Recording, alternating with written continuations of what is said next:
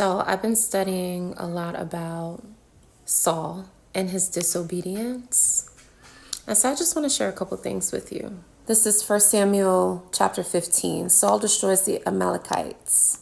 One day Samuel said to Saul, "It was the Lord who told me to anoint you as king of his people Israel. Now listen to the message from the Lord. This is what the Lord of heaven's armies has declared. I have decided to settle accounts with the nation of Amalek for opposing Israel when they came from Egypt." So this is how much God cares about you. I've decided to settle accounts, which means he's going to right the wrongs that they've done to you. Okay?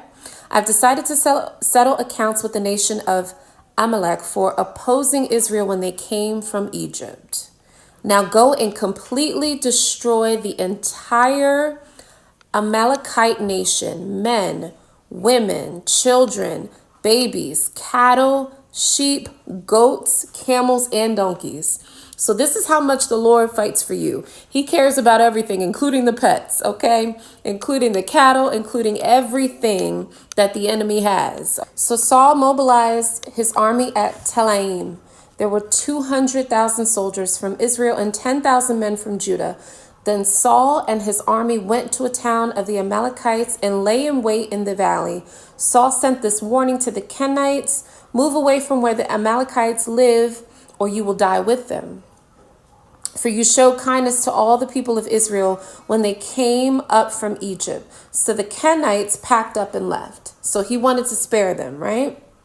Then Saul slaughtered the Amalekites from Havilah all the way to Shur, east of Egypt. He captured Agag, the Amalekite king, but completely destroyed everyone else. Okay. Saul and his men spared Agag's life and kept the best of the sheep and the goats, the cattle, the fat calves, and the lambs, everything. So basically they kept the best. In fact, they appealed to them. They destroyed only what was worthless or of poor quality. So they kept everything that looked pleasing to the eye, right? Everything that they felt was valuable, everything that they felt that had some worth to it. But everything else that was worthless, they got rid of, or poor quality, they got rid of.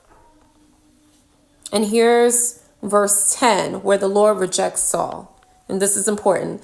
Then the Lord said to Samuel, "I am sorry that I ever made Saul king." Why do you think he said that?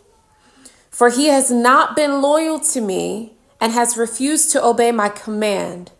Samuel was so deeply moved when he heard this that he cried out to the Lord all night. So here's the thing. God can't use you if he can't use you. And that's the situation with Saul. God gave him specific instructions, but what did Saul do? Saul did what he wanted to do. We'll keep reading. Verse 12. Early the next morning, Samuel went to find Saul. Someone told him Saul went to the town of Carmel to set up a monument to himself. Then he went on to Gilgal. Setting up monuments for yourself? Really? This is someone that God had established as king of Israel. Now he's going to go set up a monument for himself? This is what I'm talking about. God cannot use you if he can't use you, right? When Samuel finally found him, Saul greeted him cheerfully. He greeted him cheerfully. "May the Lord bless you," he said. "I have carried out the Lord's command." Did you really? "Then what was all the bleating of sheep and goats and the lowing of cattle I hear?" Samuel demanded, because Samuel knew he's a prophet. "It's true that the army spared the best of the sheep, goats, and cattle," Saul admitted, "but they are going to sacrifice them to the Lord your God." Your God. "We have destroyed everything else." Samuel said to Saul, "Stop, listen to what the Lord told me last night." "What did he tell you?" Saul asked. And Samuel told him, "Although you may think little of yourself, are you not the leader of the tribes of Israel? The Lord has anointed you king of Israel."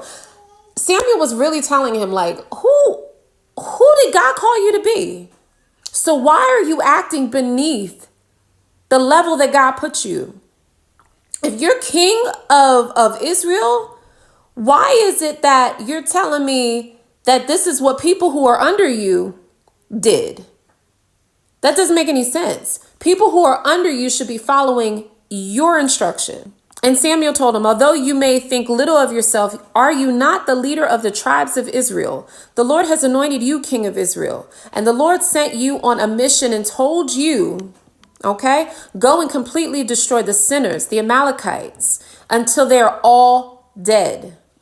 Why haven't you obeyed the Lord?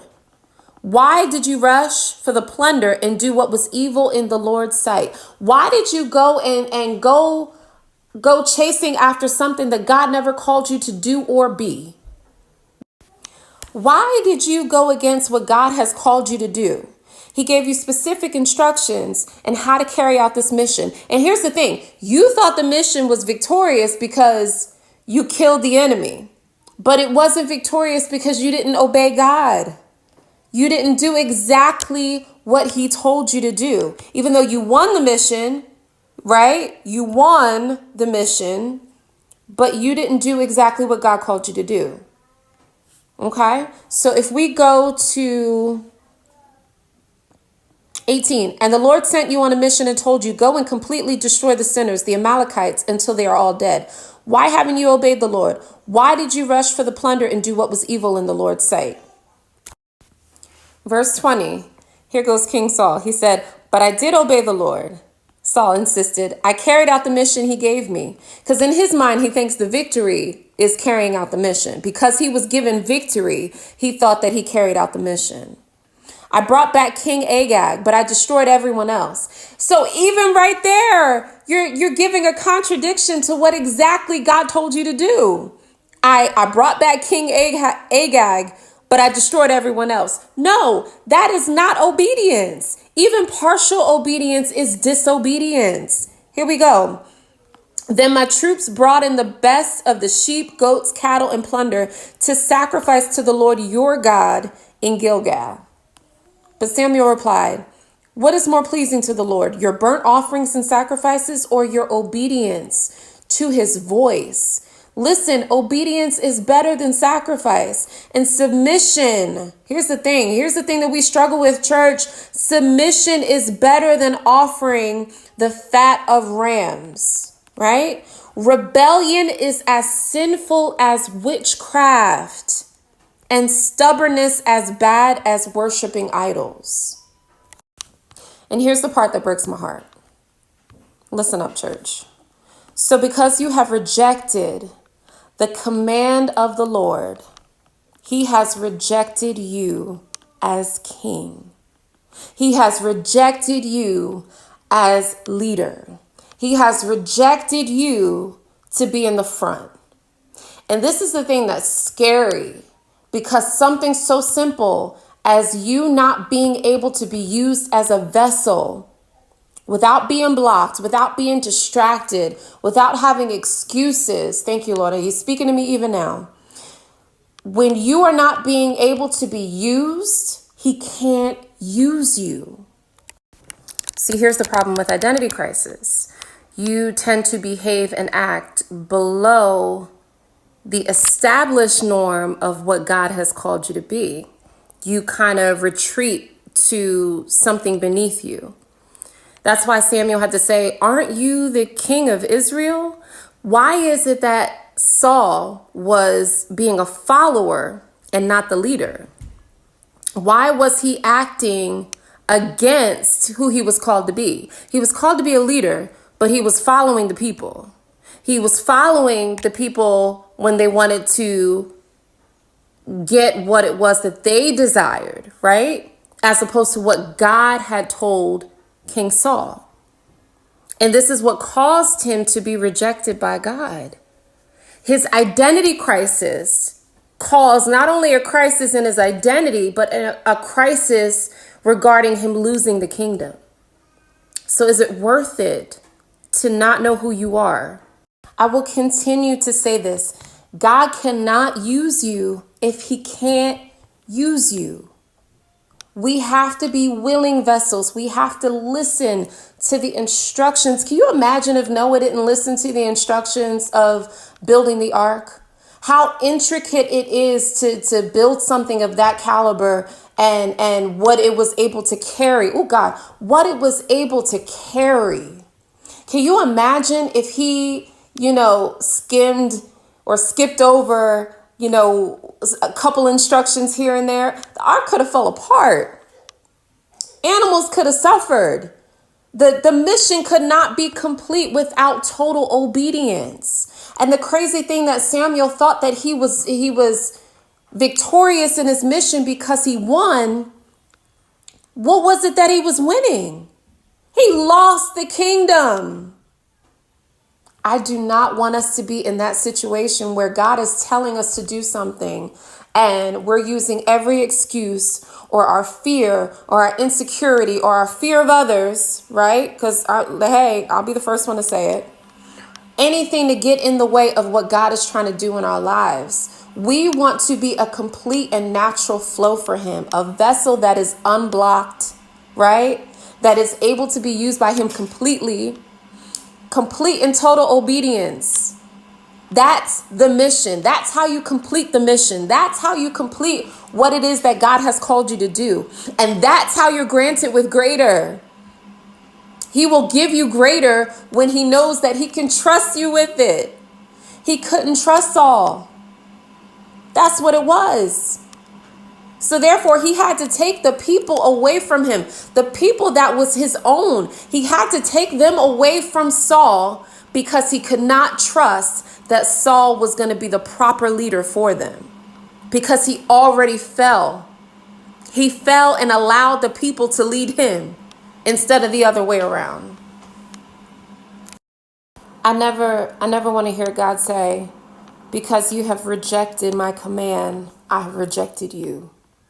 That is the most scariest thought or the scariest conversation that I never want to have with him. I never want to have that conversation. I want him to say, well done, my good and faithful servant. Not I have rejected you because you have rejected me. That is scary. But here's the thing. We do it every day unintentionally. And this is why we have to check ourselves. But when we put things before him, because he's asking for our time, he's asking for that intimacy with him, but when we do other things that get in the way of that, or when we're not completely obeying his command, or when we're doing partial obedience and making up excuses as to why we can't do the rest, these are the things that causes us to miss our blessings and the promises that he has for us. So I'm encouraging you not to go that route. Don't follow Saul, please. But continue to be mindful of what it is that God is speaking to you about and what he's calling you to do. But remember that he needs a complete flow from his mouth to your ears, without any obstructions, without any distractions, without any delays or hindrances. He needs to be able to know that whatever he's pouring inside of you, he can trust you with it, that you'll carry out the mission completely with complete obedience to him. Amen. Love you, family. Bye.